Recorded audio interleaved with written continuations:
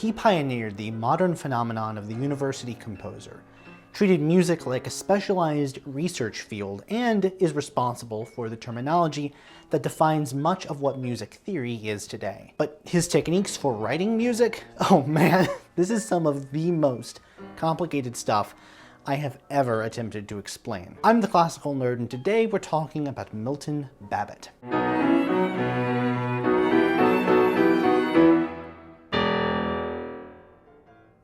Milton Byron Babbitt was born in Philadelphia, Pennsylvania in 1916, although he grew up in Jackson, Mississippi. He started on the violin when he was 4, and he was pretty good at it even though he didn't like to practice, and his supportive parents didn't know if he was practicing or just goofing around. When he was 6, he was given a copy of Felix Mendelssohn's Violin Concerto, after which he decided to write an ambitious concerto for solo violin. This failed attempt led him ultimately to a local music teacher, an Italian expatriate who encouraged Milton to take up the clarinet instead of a desired brass instrument, on the logic that band music often took violin parts and just gave them to the clarinets, so clarinetists would get more hands-on repertoire experience than brass players would. His turn to the clarinet coincided with his production of pop songs, churning them out starting around the same time as his failed violin concerto idea. He wrote popular tunes for productions at his school, and he played in every ensemble he could, especially jazz bands. And his encounters with music were in lead sheets, on entertainment venues, and in the popular music of the American South. When he was 13, his song That's Why I'm Blue won a contest run by big band leader Paul Specht. Understanding Babbitt's compositional evolution requires understanding the highly improvised and often pretty short music with which he grew up. Every 2 years, Milton would join his mother in summer trips away from sweltering Jackson to her family in Philadelphia. And when he was 10, one such voyage provided a faithful interaction with his pianist uncle, who was then studying at the Curtis Institute. He played Milton an Arnold Schoenberg piano suite. Most sources say Opus 11, but Babbitt said that it might have also been Opus 19, and the kid was blown away that music could do this.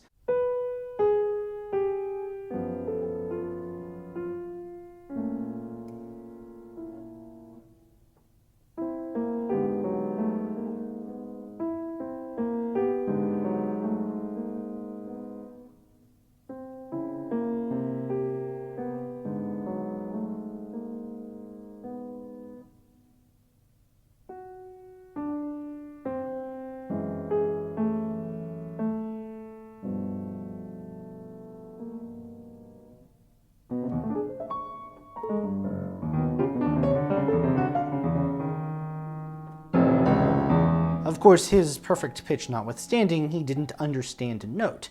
He had no context for it, but he was intoxicated by it and was thoroughly bitten by the Schoenberg bug. By his high school graduation, he'd done so much work in pop music publishing that he, in his words, faced the choice of going into either serious or popular composition. Doing both, as it seemed, was simply out of the question. His mathematician dad encouraged him to go to music school because it was clear that all Milton ever wanted to be doing was music. But the idea of music school as a concept had left a bad taste in his mouth. He'd been around his Philadelphia relatives long enough to know what Curtis people were like. So in 1931, Milton entered the University of Pennsylvania to follow his father's footsteps, deciding to abandon music for a time to study mathematics. But his time there wasn't long.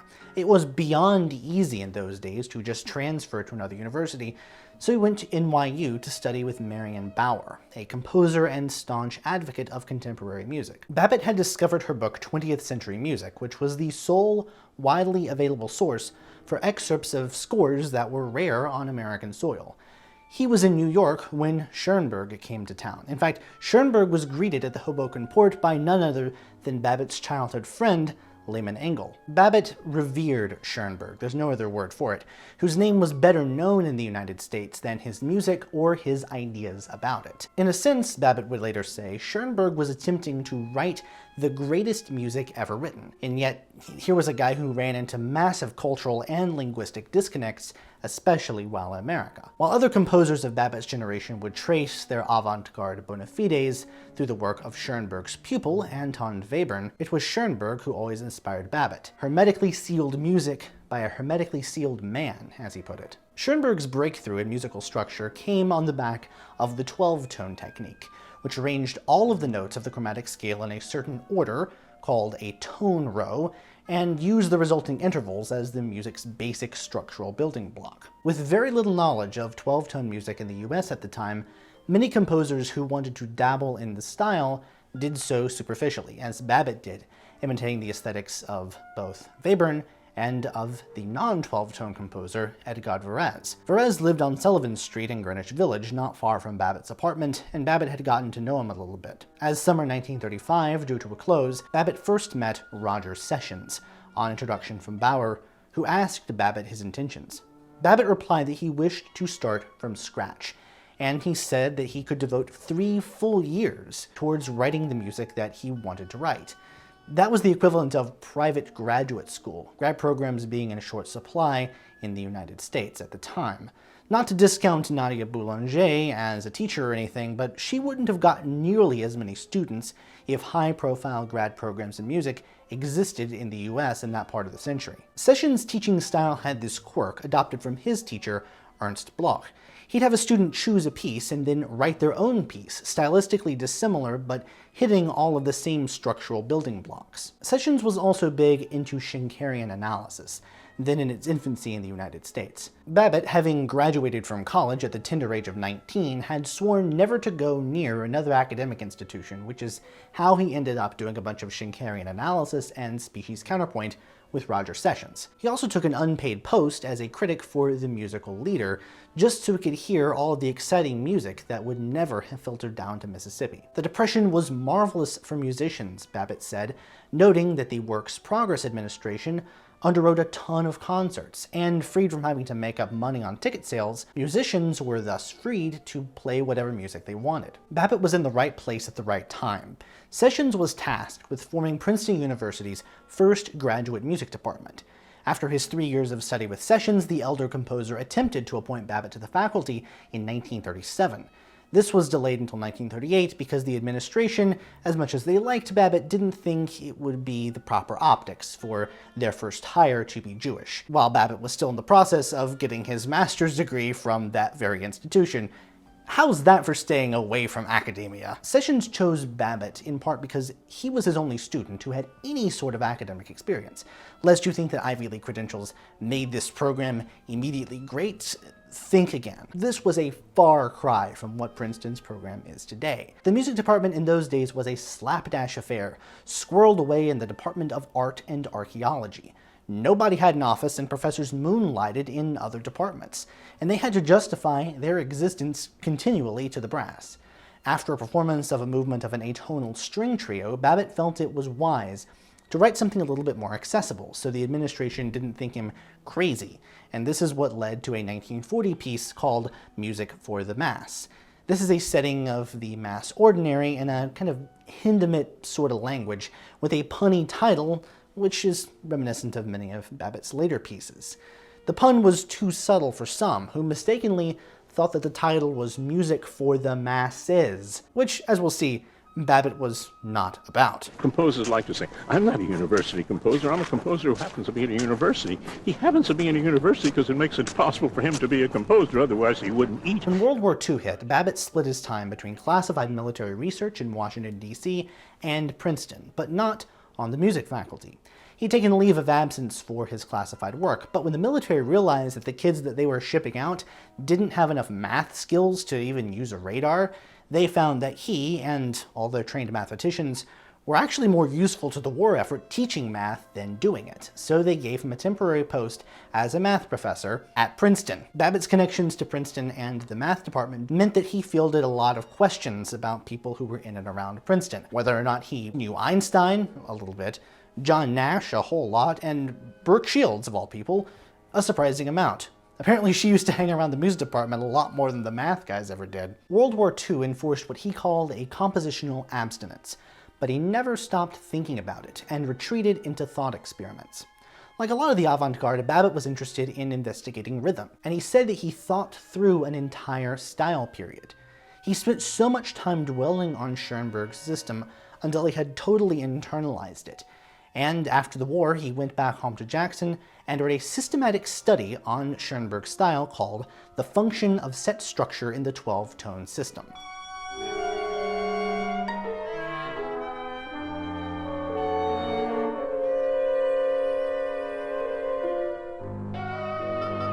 His wife Sylvia typed it up, and Babbitt submitted it to Princeton as a doctoral thesis. Here's the thing, Princeton didn't give out PhDs in composition or theory.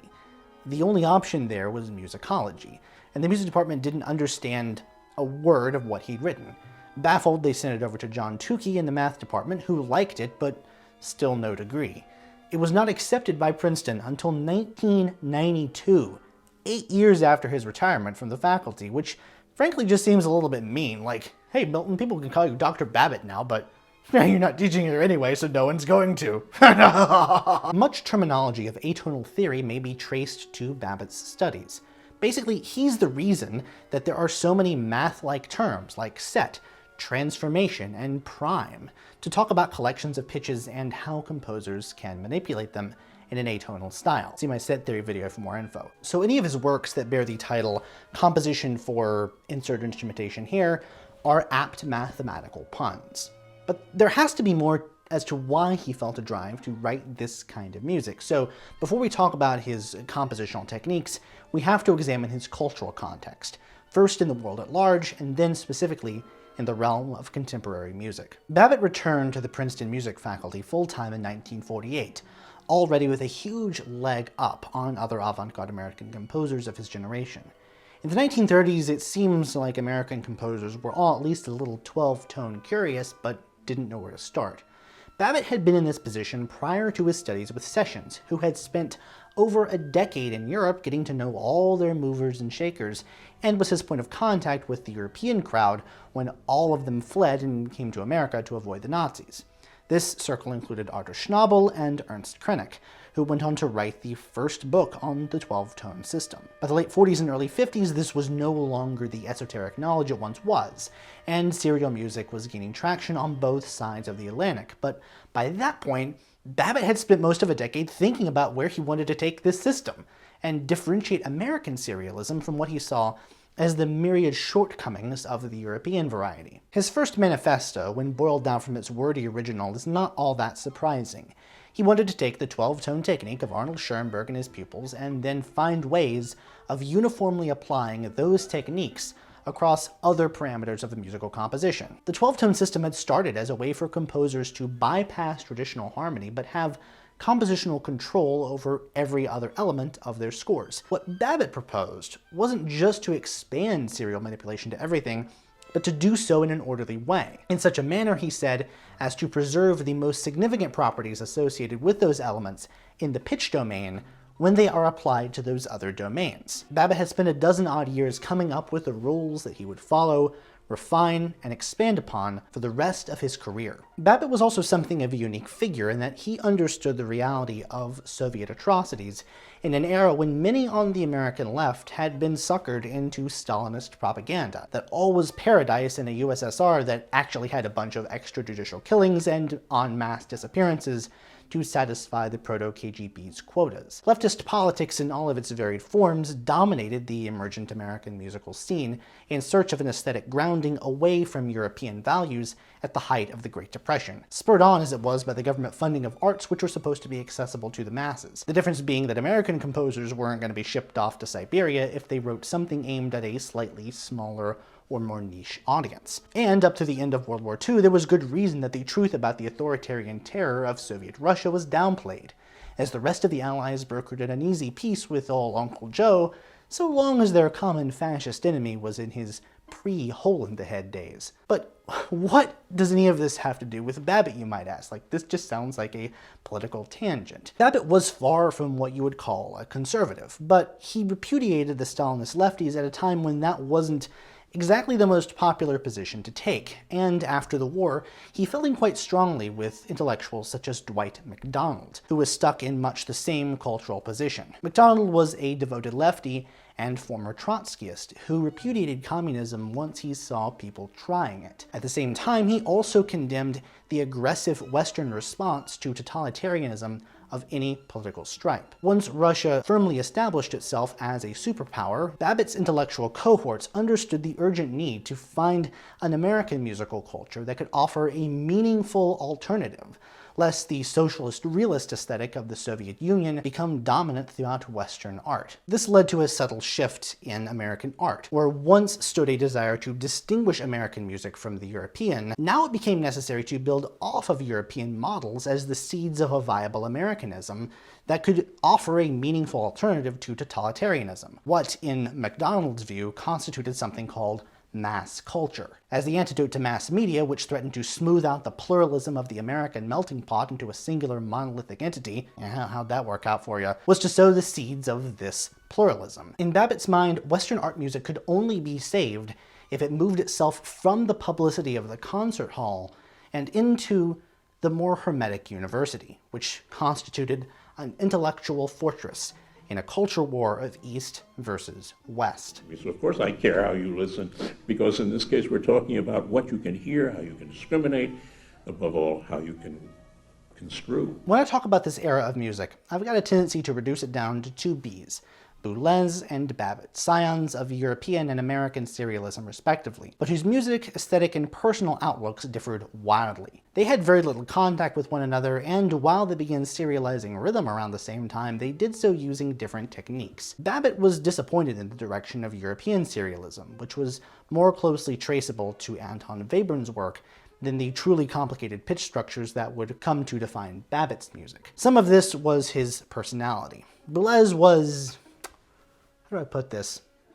I can't find any evidence that anyone ever actually liked the guy on a personal level. His writings, too, are full of these bitter attacks against pretty much anyone, especially early on. You get the sense that Peles just wants to, take someone and to smack him across the mouth. Peles had this impulse to assure the future of music, which he felt had to come in his form of serialism and in destroying all of the old music. Babbitt, by contrast, was much more of a realist. He knew that his music, for better or for worse, would never appeal to a wider audience. Babbitt acknowledged that his music was unpopular, and that very few people would even know, or much less miss it, if it just dropped off the face of the earth one day. But it was because of that Babbitt called for an entrenchment into the universities, lest music cease to evolve and live. Babbitt was stuck on the horns of a fantastic dilemma. I don't mean that in a good way. As universities became more enthralled in the monetary investments of the STEM fields, the arts had two ways of presenting themselves in America, where, as established, the arts have rarely received the kind of state funding that Europe provides, the Great Depression notwithstanding. The first was to make the case to these bigwig grant money huffing presidents, vice presidents, deans, assistant deans, vice assistant deans, and various provosts that culture was worth the investment, that major universities should invest in the arts as much as they did in the sciences, and that if they did this, they'd be better off for it. But this was problematic because modern art was already moving in a direction that a wide swath of the lay culture simply didn't care for or understand. You might have a very good reason for believing that you should be hanging up a Jackson Pollock painting next to works by Raphael and Da Vinci, but good luck getting a bureaucratic system to invest in that, much less a huge one. It would be an uphill battle and not worth the effort. So Babbitt's second option, the one that he ended up choosing, was to make the case for music as a scientific discipline, that it had the rigor of science and that it should be pursued in a highly structured, mathematical, objective way. Concerts of new music were more like giving papers at an academic conference than geared towards the general public. He knew how to play the game of politics in the academy, and it paid off. He could make this case precisely because his music was so mathematically infused, even though he just bristled when people said that his music was mathematical. Well, if you see these numbers and say, oh boy, mathematics again, I don't have to dispel his ridiculousness about this being mathematical music, merely because it's called 12-tone. It's like saying he's 21 years old, therefore he must be a mathematician, because 21 is a mathematical term. Schoenberg couldn't count up to 12 without taking off his shoes. Babbitt made a clear, if somewhat arbitrary-sounding distinction.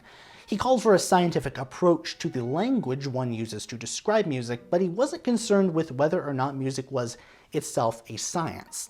He couldn't have cared less about that part. What mattered is that theorists and composers talked about their work in a way that made room for clear and unambiguous discourse, as could be found in any other academic discipline. This was a scientific framing that prized lateral thinking and an experimental approach to one's experience of music, and it rejected the idea of a common practice in favor of many separate, individualized investigations into all sorts of creative possibilities. Why was it, Babbitt asked, that an audience member could go to a concert of contemporary music, then walk out and say, "I didn't like it," whereas a lay audience member attending a conference on advanced mathematics would have no reason to say that to anyone ever about that topic? Like, if you don't know anything about it, why would you say you didn't like it? To Babbitt, saying that made no sense. Aaron Copland had invited Babbitt out to Tanglewood in 1957, and in attendance at one of his lectures was a man named Milton B. Sleeper, the editor of a magazine called High Fidelity. Babbitt spoke about these kinds of issues, the need for music to be a research field that should be taken seriously and supported by various academic institutions. Sleeper happened to live just down the street, practically speaking, in the appropriately sleepy town of Great Barrington. The two Miltons arranged for Babbitt to type up his talk exactly as he had said it and publish it. Babbitt reportedly gave one condition, and then only verbally, that not a word should be changed in any way lest the careful meaning of his words be torn apart. It wasn't about lamenting the situation or blaming one or another group for people not coming to contemporary music concerts. The condition is not only inevitable, he said, but potentially advantageous for the composer. And he called upon composers to effectuate a total, resolute, and voluntary withdrawal from the public to pursue professional achievement over what he called compromise and exhibitionism. Despite titling his essay The Composer as Specialist, High Fidelity did not possess a high fidelity to what they said they were going to do, and they changed the title to the infamous Who Cares If You Listen? To Babbitt's chagrin, it kept being published under that name, and worse, people knew him more for that article under that name than anyone knew about his music, or that he was even a composer. There have been and still are those, particularly journalists, who have found it ideologically convenient to disregard the facts of the matter and forever to identify me primarily as the author of that article with that provocatively arrogant and, for me, vulgar title. To Babbitt, music theory was more than a set of descriptive rules for talking about music. It was a tool for making it. And his theoretical writings, as a result, are less music theory and more music meta-theory. That is, theory about theory, a contributing factor to the more than occasional density of his prose.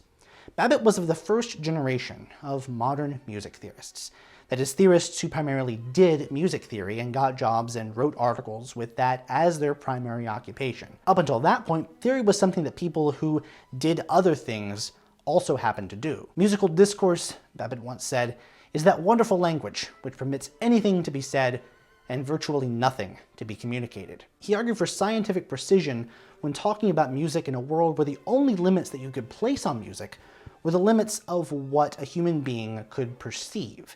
Not anything about tradition, not even anything about what humans could perform. It wasn't, as we'll see, even clear where the boundaries of human perception truly were. We had engineers who learned to do it. We would have engineers who turn on a value here and another value here, simply testing equipment, and the difference would be 1/80th of a second, and they could tell the difference. You're not supposed to be able to hear that. There were no absolutes in music other than this, nor was there only one way to go about making it. Music theory was so important and authoritative that the modern composer was incapable of just writing music without taking theory into account. Serious music, to Babbitt, was that which necessitated a new way of speaking about it. Everything else was the domain of popular music. Instead of theory trailing behind composition, naming and explaining things after the fact, composers began actively making use of new theoretical frameworks, and, since Schoenberg, constructing their own to use. Babbitt thus rejected any statement on music that he found too subjective.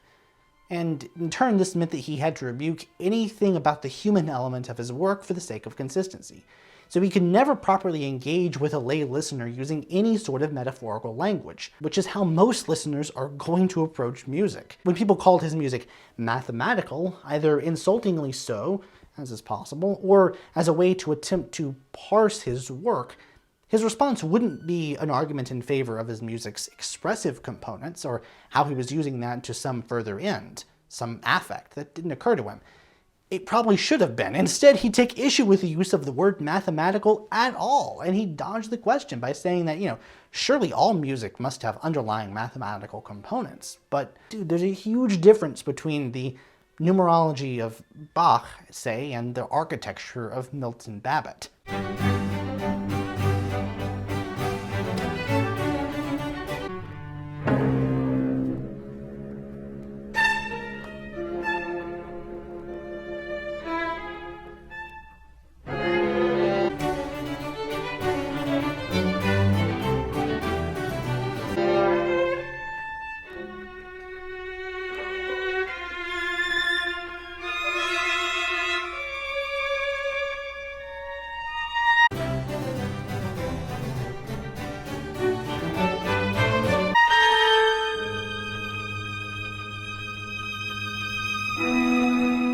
In 1952, Babbitt called for the end of the intentional fallacy in music analysis, adopting a relatively new term from literary criticism to describe the composer's intent as a factor in any analysis, which he felt should be the analysis of a listener's experience.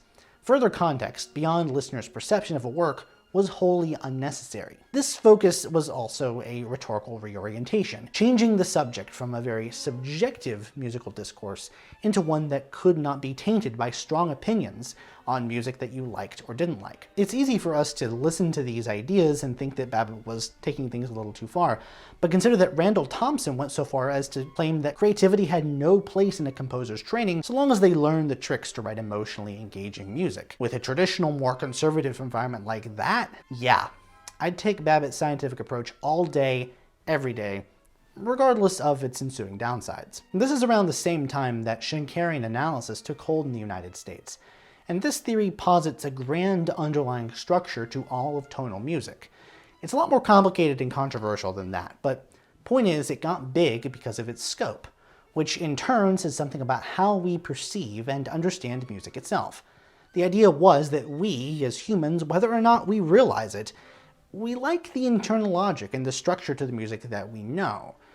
The thinking was, among more optimistic serial composers, was that the complete structure and systematization of their serial music could supplant this tonal architecture.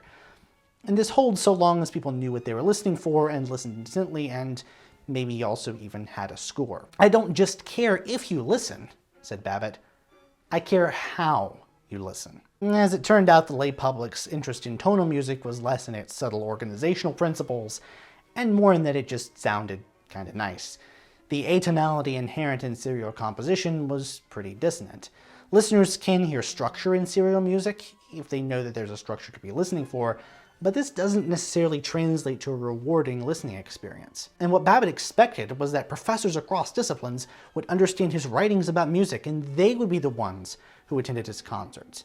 He would try to impress his fellow intellectuals by the compelling logic of his writing, but he soon found out that chemical engineers and nuclear physicists were no more likely to understand or like his music than a plumber or a carpenter were. On the contrary, Babbitt came to resent the ways in which otherwise intellectual people in other fields could write so reductively and incorrectly about music. These experiences reinforced his deep pessimism about the future of serious music in the United States. They used the term autotelic to apply to the new, what we would call abstract painting. Autotelic. Same thing as what we would say in music is automorphic. And we like the term. That's the term I prefer to contextual. Automorphic. It creates its own form. If there's one way in to understanding the music of Milton Babbitt, it would be the principle of maximal diversity, which is a theorist's shorthand for Babbitt's own term, which he called the spirit of maximum variety. What this means is that for any system, Babbitt would set up some parameters and then exhaustively make his way through every last possible combination of things within those parameters.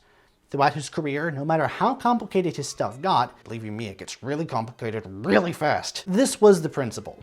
the guiding why for all the arcane stuff that we're going to get to. Babbitt resented the notion that 12-tone composition was just arranging a tone row and then having at it. From the very outset, he was writing music in which the rows operated at various levels underneath the musical surface. It's analogous to the fact that scales underpin tonal music, but we never hear music that consists of just scales going up and down.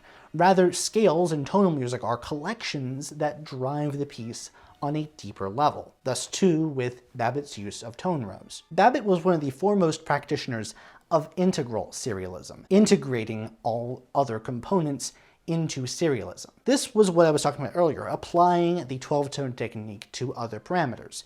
Any non-pitch components were inseparable from pitch, which was the most important. So Babbitt defined all musical relationships as pitch, duration, register, timbre, and attack point. The latter four are all in service to the first. These relationships would construct a domain in which a composition was possible. The composition itself was the result of the composer making their way through whatever system they'd set up.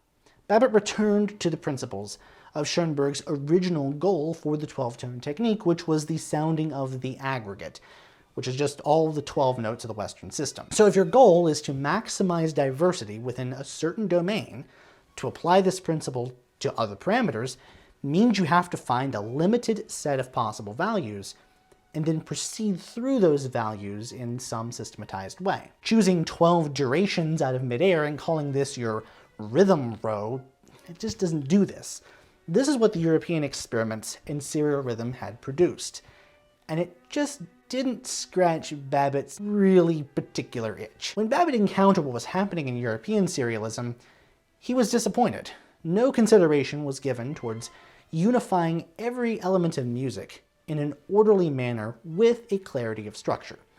Babbitt felt that his serial procedures, his particular techniques, discovered a wealth of hidden possibilities between and across these musical dimensions. The advantage to Babbitt's ideas was if he's working with text, it was perfectly natural and indeed normal for him to take the form of the poetry he was setting and somehow imbue that into the serial organization. Peles, to take someone from Europe, was doing no such thing. His aesthetics would lead him not just towards ignoring a text structure, but actively working against it. Babbitt believed that his serialism was flexible enough to accommodate a multifaceted exploration among American composers, which would make their music distinct from Europe by having the flexibility to allude to the American vernacular. Babbitt gave it his best shot, I'll tell you that much. Babbitt constructed tone rows to exhibit a function known as hexachordal combinatoriality. We really have to come up with some non-scary names for this stuff sometime. Hexachordal just refers to the hexachord.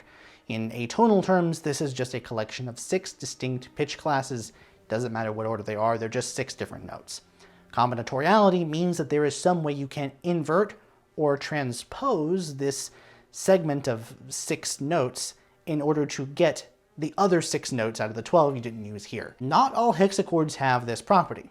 So if you're messing with a hexachord, you take it and you invert it, and no matter how much you move it around, it's always got a common tone with the one you started with. It's not a candidate for inversional hexachordal combinatoriality. This is part of the 12-tone technique that originated with Schoenberg.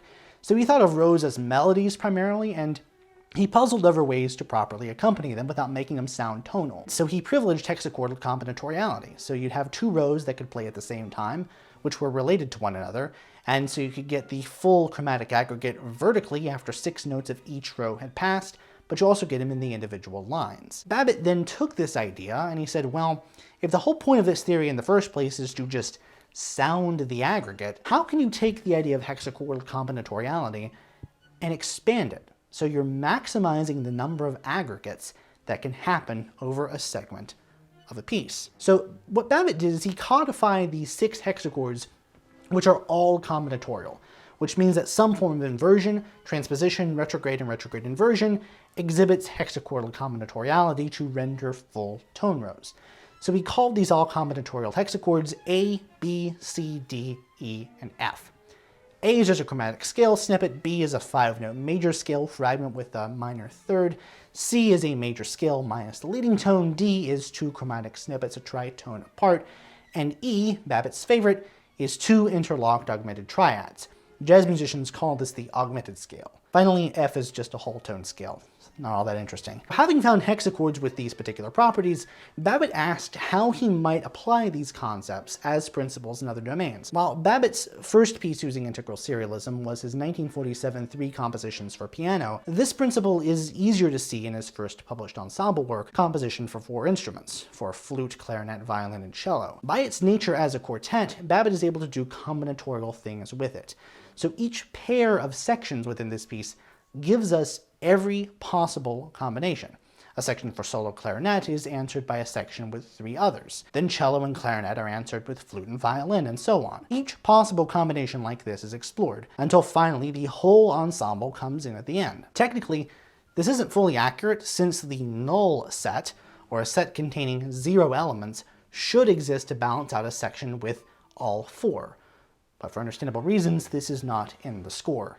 Where possible, Babbitt includes the concept of the null set, but they don't always pop up in usable ways, depending on how he's trying to maximize the diversity within a score. At the RCA Research Laboratories in Princeton, New Jersey, they have built an electronic device that makes music. It's called a synthesizer. We could walk into that studio with the composition in our head and walk out with the finished performance and the tape under our arm. During the war years, Babbitt had encountered John von Neumann, just down the street at the Institute for Advanced Study, whose multifaceted mathematical work led him down the road of early computer science. It was clear to Babbitt that within a generation, it would be possible to involve computers in the act of music making. While technology had boomed during the war, what passed for a computer circa 1945 was a long way from making meaningful sounds. Composers who wanted to work in electronics were forced into wrangling magnetic tape. Babbitt knew that this path was not for him. Most electronic instruments were novelties or failures, not least of which because they were either very expensive to make or very fussy and temperamental. So many composers liked the novelty and the promise of new timbres, either to augment or replace acoustic instruments, but Babbitt found these sounds crude and unmusical. I also noted that new timbres lost their novelty faster than anything else. What intrigued Babbitt here was where technology could augment the human capabilities of rhythm. This had the avant-garde licking their chops for years, like generations at this point, and very little in the way of meaningful innovation had been done in that domain. After all, Western notation got cranky and complicated and just flat-out ugly looking if you wanted to seriously push the boundaries of what was possible rhythmically. The limitation was in the notation.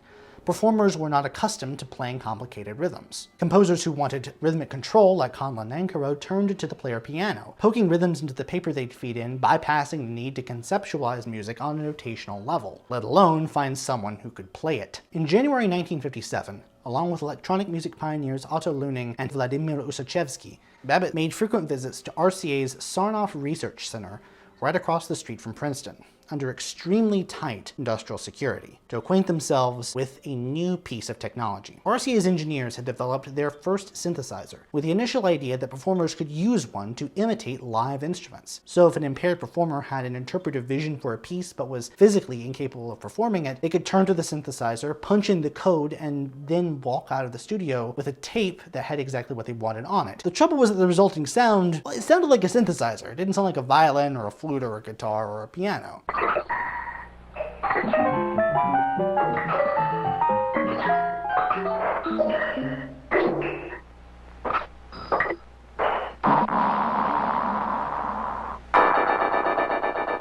Their second edition, the Mark II, doubled the number of oscillator circuits, but still didn't fix the problem. When composers like Babbitt and Ussachevsky took an interest in its incredible potential, RCA was happy to show them, and hopefully entice universities all over the country to buy models for new computer music studios.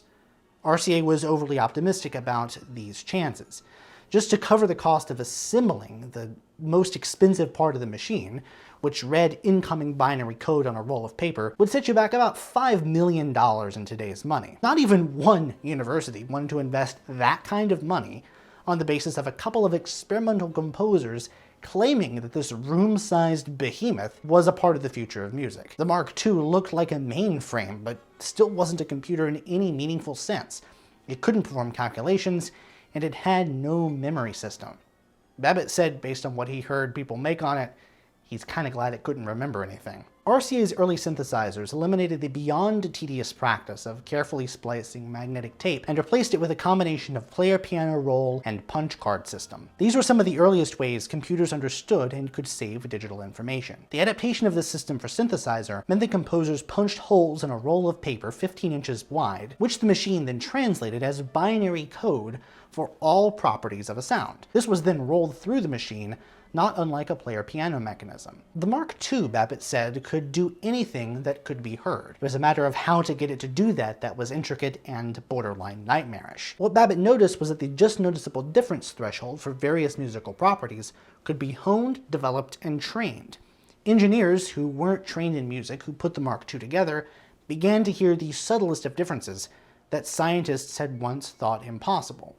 This bolstered Babbitt's case that electronic synthesis in general, and the Mark II in particular, could be used for serious scientific and acoustical research. This instrument can be used singularly appropriately for research into the nature of sound and the nature of the perception of sound. You could specify any duration for any note. It didn't have to snap to a metric grid like you'd be forced to using for traditional notation. Babbitt's electronic work thus can sound random to a lot of people because these were, at the end of the day, experiments. Only a handful of people were trying to do anything like what he was doing. More than the pitches he chose, it was where those pitches occurred in time that makes Babbitt's electronic music sound like Babbitt's electronic music. There was no reason to do otherwise. The Mark II lifted composers' temporal limitations.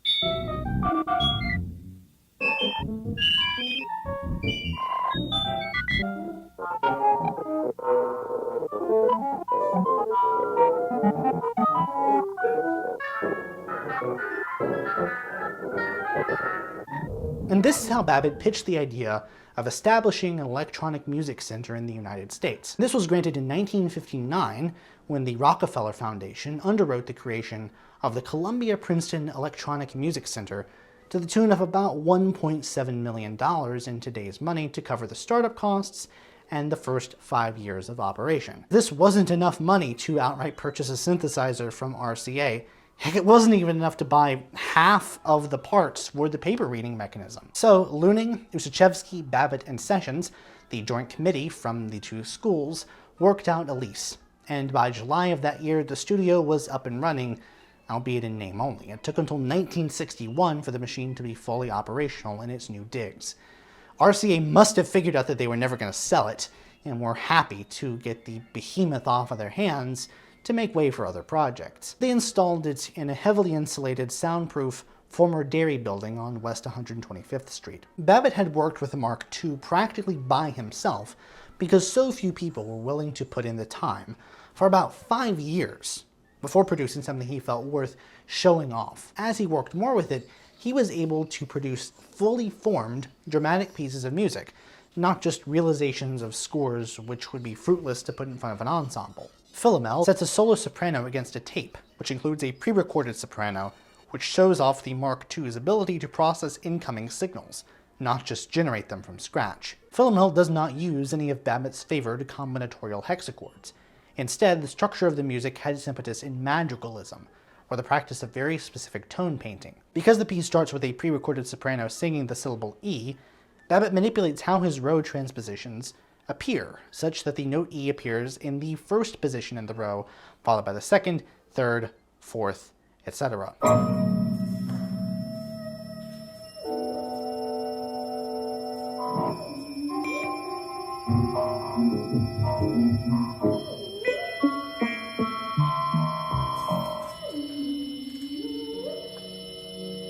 Babbitt stressed that composers did not turn to electronics because they wanted new tone colors.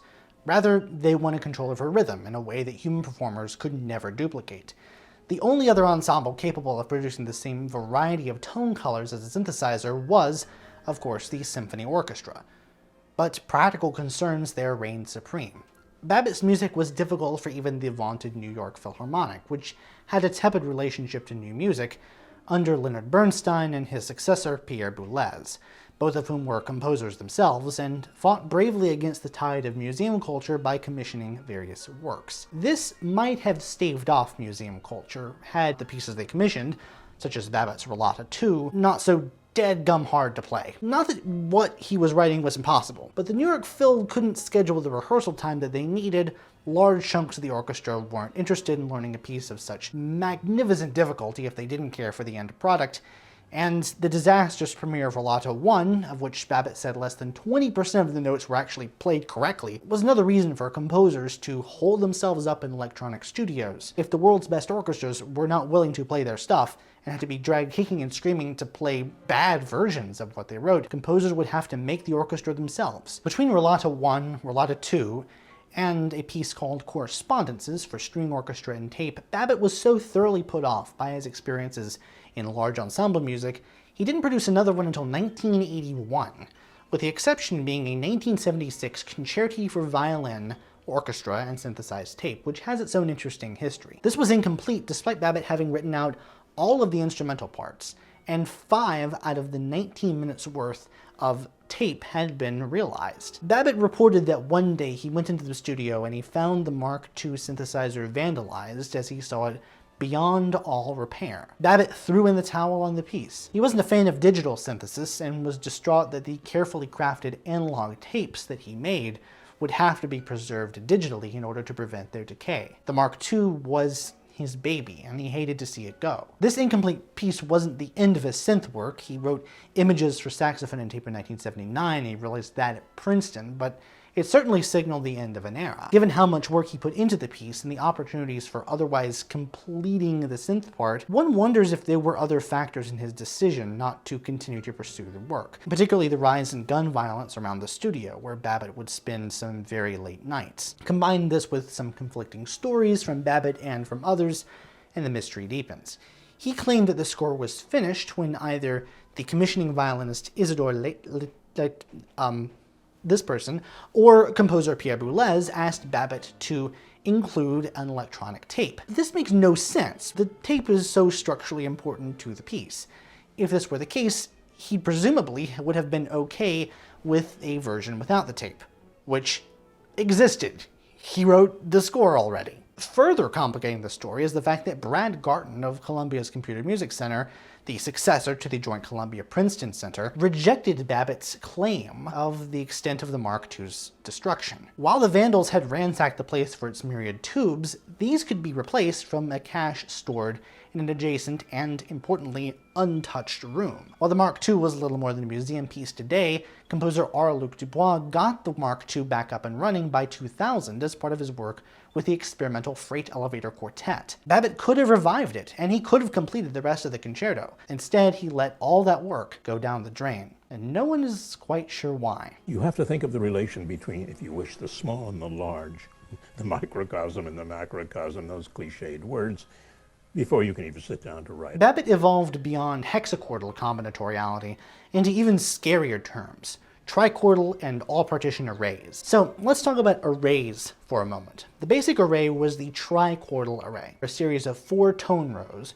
related to one another in pairs via hexachordal combinatoriality. He called each tone row a line, spelled with a particular Y, and his goal here was the maximization of aggregates. If the whole point is to sound 12 notes in a row, basic hexachordal combinatoriality gives you 4 total ways of forming an aggregate. If you did your lines right, you'd be able to get vertical aggregates, known as partitions. In a 4-line system, Babbitt wanted 48 notes, producing no less than 12 ways to get the aggregate. Each note in this system is a member of as many aggregates as possible. This is just a 4-line array using trichordal partitioning, and even by this point, we're getting so complicated that trying to reverse engineer lines from the musical surface can be problematic. The boon to analysts is that Babbitt often took special care to make these lines obvious by assigning instruments, registers, playing techniques, dynamics, something trackable, really, to a line, a set of lines, or some partition. So for instance, if this were a string quartet, you could assign the instruments, like the first line is the first violin's material, the second line is the second violin, the third line is the viola, and the last line is the cello. For a piano piece, maybe he'd assign each line its own register from high to low. Babbitt scholars define his first period as music that primarily, but not exclusively, uses these trichordal arrays. So his piano piece Partitions and his jazz ensemble piece All Set form a turning point in Babbitt's titling conventions. While composition is a math set theory pun, it's much less of a musical pun than the term all set, which references the idea of pitch collections as sets in pitch class set theory. These two pieces were also the first appearances of the time point system, and we're going to point that out in the next chapter.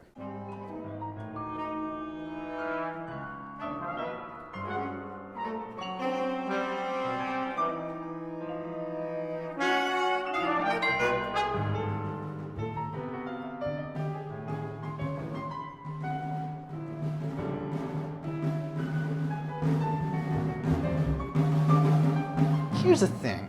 Trichordal partitions weren't complete enough, and failed to give Babbitt the consistent variety he so prized.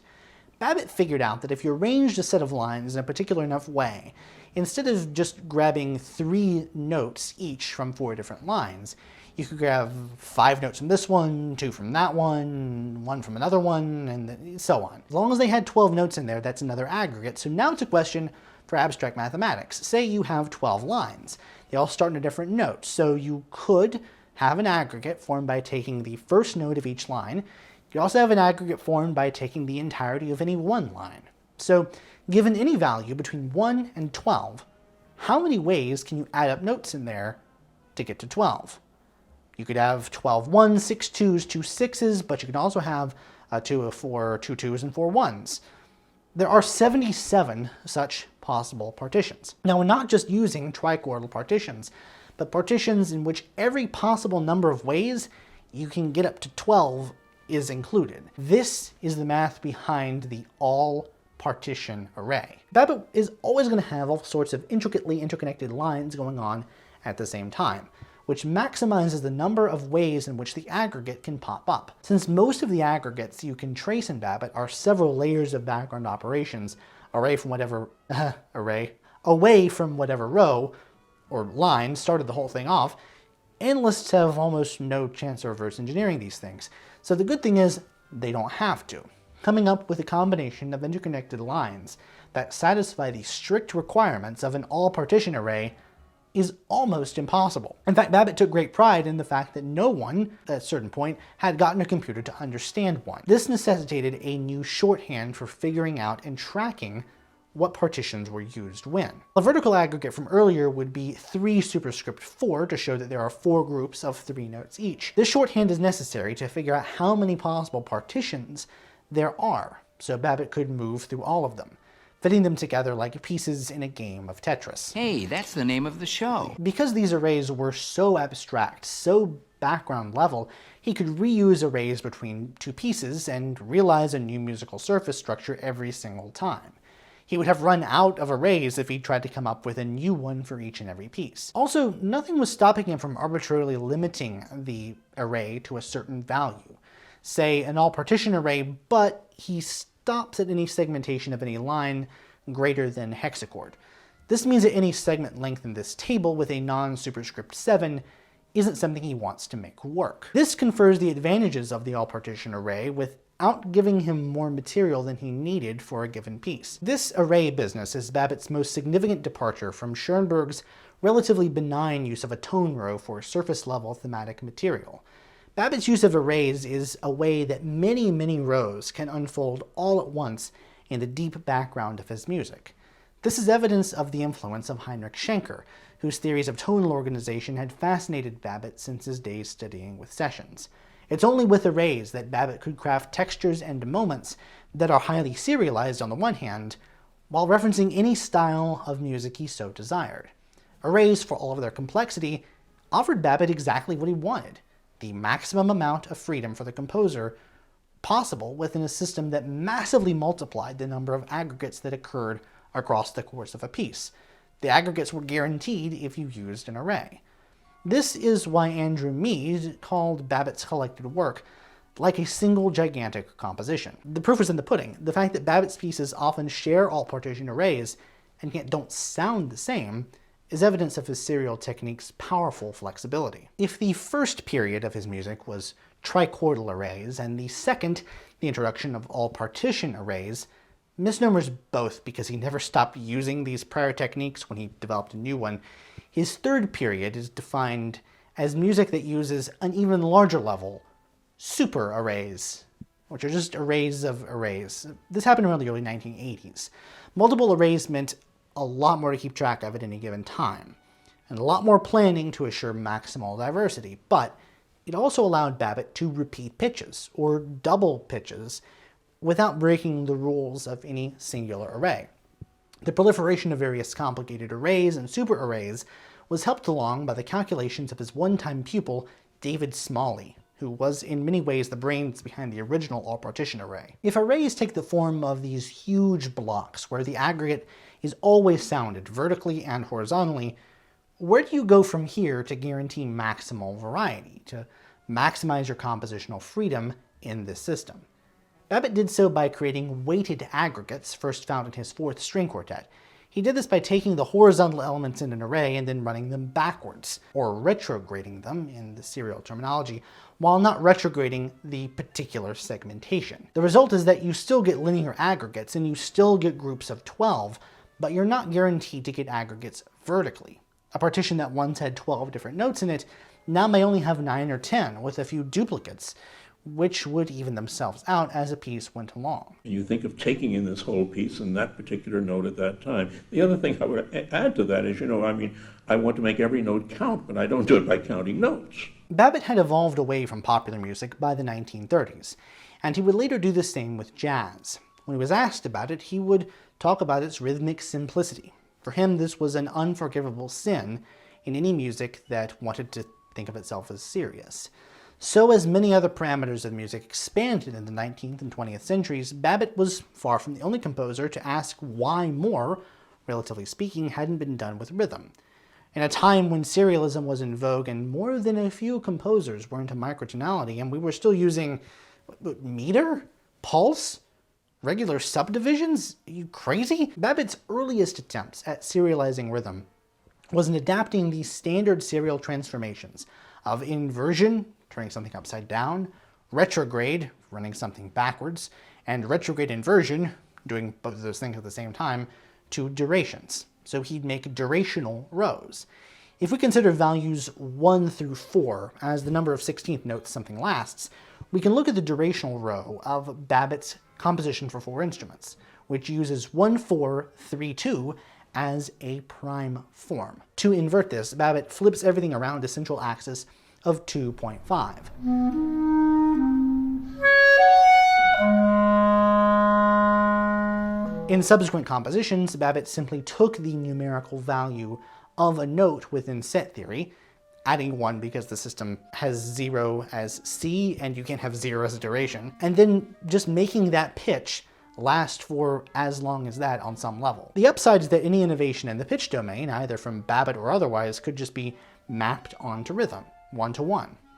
The downside is that this technique requires the listener to have internalized a steady pulse against which to hear the resulting rhythms. A bigger problem is that this mapping of one thing onto another broke down because there's no durational parallel to the phenomenon of octave equivalency. When pitches get numbers assigned to them, C equals 0, but also 12. Apply this to durations. A duration of 1 16th note and a duration of 13 16th notes are going to be very different. Whereas this C and that C sound the same to our ears. How do you do this equivalently in rhythm? One solution, explored in the semi-simple variations, ignores the idea of rows and goes back to systematically exhausting possibilities within parameters. So consider the beat. In this case, it's the quarter note. We can map this onto a 16th note grid, dividing each beat into 4 pulses. These pulses are treated in a binary fashion. The only question is there an attack on the pulse or not? That is a new note struck on that particular 16th pulse? If you go through this first variation, you'll find that Babbitt exhausts all possibilities here. If 0, 0, 0, 0, the null set, is a rest on every subdivision, and 1, 1, 1, 1 represents an attack on every subdivision, every possible combination of zeros and ones in a 4-number array is contained within this first variation. He then does the same thing in retrograde, that is, run backwards, in the second variation.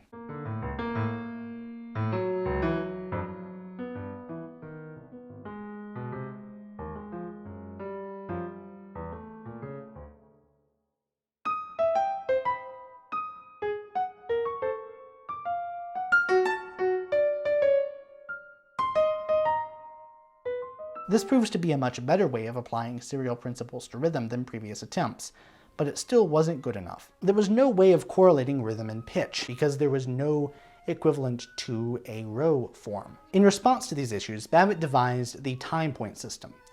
In this system, the octave of the pitch domain is replaced by the modulus, which is a time span of fixed length, divided into 12 equal parts, each assigned to numbers 0 through 11, just like set theory deals with the octave. The number refers to where in the modulus the attack of a note happens. The time point system is more concerned about where in a modulus something happens than the absolute value between this and that. Let's take a row of 0, 1, 3, 7, 5, 6, 4, 2, 8, 11, 10, 9. We'll have an attack on time point 1, the second date of this 12-8 bar.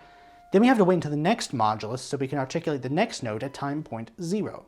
Time points 3 and 7 fall within this modulus, but we have to loop to the next modulus to hit time point 5. This means that over the span of a time point row, each discrete pulse is guaranteed to have one attack. Transposition just moves everything over while preserving the durations generated. Do that with a duration row and you actually change the durations. The only reason you use 12 here is that A, it's a number that works really well combinatorially, as we proved, and B, it allows Babbitt to make these one-to-one connections between pitch and rhythm. It adapts the 12-tone technique to rhythm in a natural fit for how rhythm operates.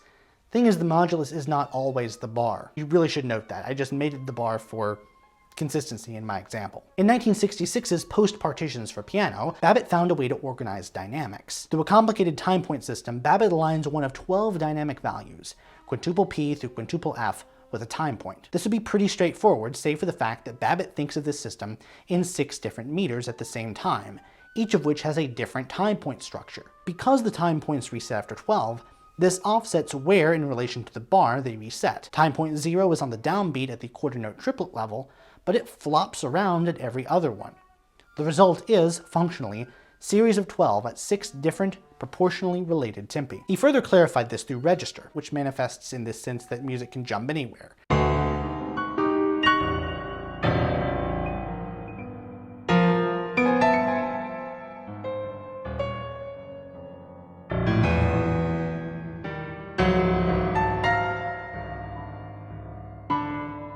Later in the 1980s, Babbitt began switching the time signatures while keeping the time point grid, thereby shifting where the downbeats of the music occur against the modulus. And this forces performers and listeners to metrically reinterpret his time point grid, which was, as I recall, invented as a way of maximally diversifying an assumed repetition of metric space. Always, he's forcing listeners to come to his music as a set of internal structures and correlations, and challenging them to hear relationships across parameters. So in the piano piece My Compliments to Roger, another set theory pun dedicated to his old teacher sessions, whatever array partition he's using for a bar turns into the rhythm of that bar. And with an all partition array, this means that this maximizes the number of different rhythms per bar. Sometimes he'll have more notes that can fit into a time point. And it takes 12 to tango, the tuplets that occur here happen at the end of a cyclical rhythmic pattern that he's got running throughout. They break the pattern, but they break the pattern in a place where he's built in the opportunity for them to break the pattern. The notion of being an academic composer was normally regarded as a term of dismissal. In any other field, the most demanding activity took place in the academy and could take place virtually nowhere else and was not encouraged anywhere else. In 1973, Babbitt was also appointed to Juilliard. While he felt his Princeton post obligated him to justify music as an academic discipline, his Juilliard job required him to justify being a living composer in an institution where most performers were interested in perfecting the music of the past. Babbitt was of the academic uptown school, in stark contrast to the diverse experimentalism and decidedly non-academic streak of the downtown composers, as diverse as John Cage, Morton Feldman, etc. Nonetheless, he thought this whole uptown-downtown distinction was really silly. He had all sorts of stories to tell about John Cage. Because Babbitt was the poster child for American post-war complexity, the obviously playful components of his work have been relatively neglected in analysis until recently. This garish album cover notwithstanding. Complexity in Babbitt is in many ways an imitation of scat, especially in Phonemena, a spiritual successor to Philomel, commissioned by soprano and longtime collaborator Bethany Beardsley as an encore. Vowels within certain ranges were determined by their line, and consonants determined by time point. Prior to New Complexity, Babbitt's music represented the pinnacle of what could be accomplished in Western notation. But the aesthetics differ mightily. While a New Complexity composer like Brian Ferneyhough uses an excess of information to elicit a certain response from a performer, Babbitt, in the words of New York New Music Ensemble founder Robert Black, voids the contract between composer and performer. Even though his music appears very measured and very calculated, problems certainly occurred. In one case, Babbitt told Bethany Beardsley that she had to fake the rhythms in his piece Vision and Prayer, because the score that he gave her was a transcription of a synthesized part that he had plugged into the Mark II. And it had to be simplified because Babbitt thought that writing massive tuplets just looked silly, and he assumed that simplifying it would be easier on Beardsley, who wouldn't be able to tell. But she could tell, and that was the only piece of his that ever required a click track for the performer. Accidentals, usually affecting only the notes they precede, are sometimes scattered haphazardly, and his idea that leaps of register were moments of built-in rubato is never clarified anywhere on the page. A lot of this would have been resolved had Babbitt not been so resistant to revising his older works, even if it was just to make things more clear. No wonder that he lamented that he never got the performances that he wanted, aside from those of dedicated and extremely talented friends like Beardsley. He actually had a disdain for most performers, especially ensembles. He called performers the most pristine of non-intellectuals, and compared their veto power over concert programming to asking a printer what books should be in circulation and read by the general public. One particular story has Babbitt witnessing an ensemble struggle with the following rhythm, eliciting an exasperated, "Now don't tell me that's hard." I don't have a good Babbitt impression, and frankly, I don't really want to, because I feel like I have to smoke for 40 years to get one. He's not wrong.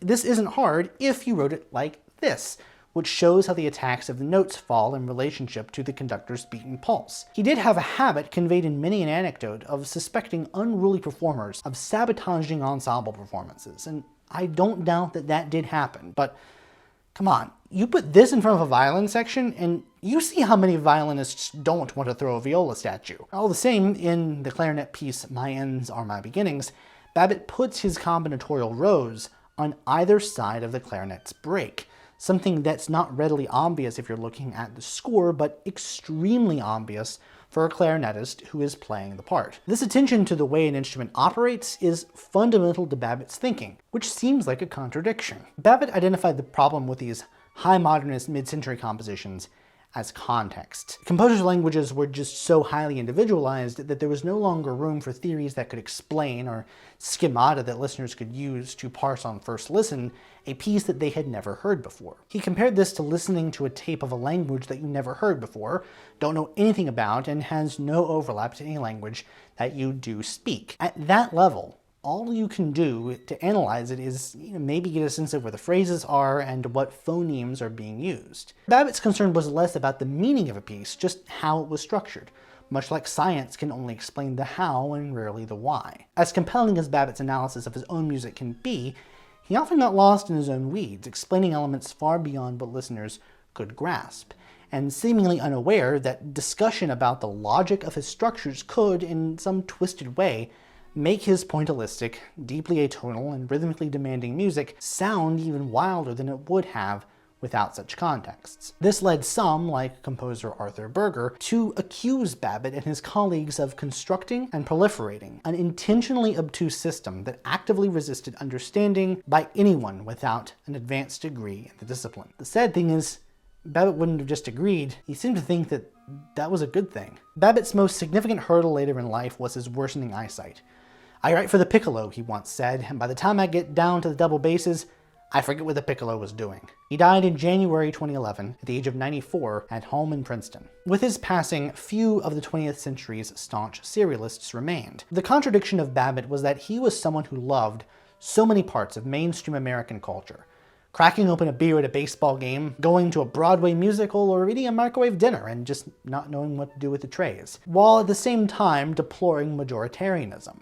Another of Babbitt's contradictions was his vocal pride in not writing idiomatically for instruments, and his adoption of technology to circumvent that.